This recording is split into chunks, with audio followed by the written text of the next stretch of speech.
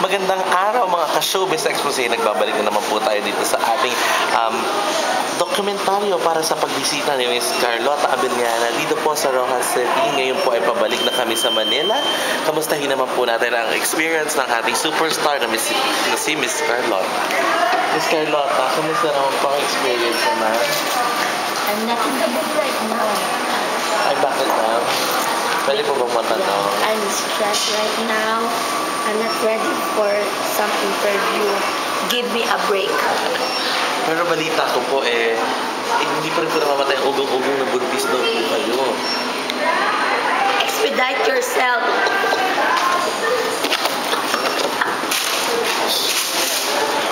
Mukhang mainit po ang ulo ng ating superstar ngayong araw na to. Pasensya na po mga kaibigan. Excuse me. Turn off your camera.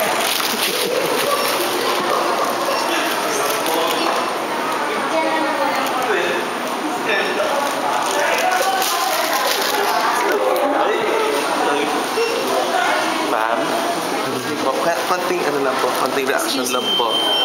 Konting reaction lang po sa mga issue hindi pa rin po natatapos. You know what is my reaction? Ano po? Expedite yourself.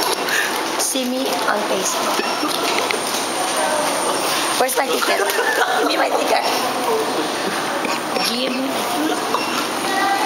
yung PA ko na.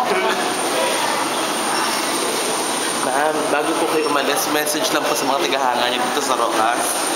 Ma'am? I have nothing to say. Ma'am? Ma'am? Yung mga PA ko, cameraman ko.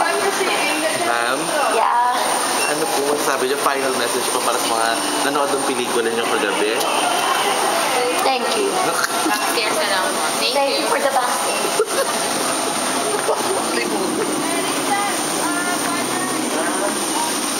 Sandali lang, ma'am. Ma'am, sandali lang po, ma'am. Ma'am, bakit po yung group director niya hindi niyo po lalap? Pasensya na po mga kaibigan na sumainit pa ang ulo ng ating superstar. Yan po. Sabi po sa take na durog kasi.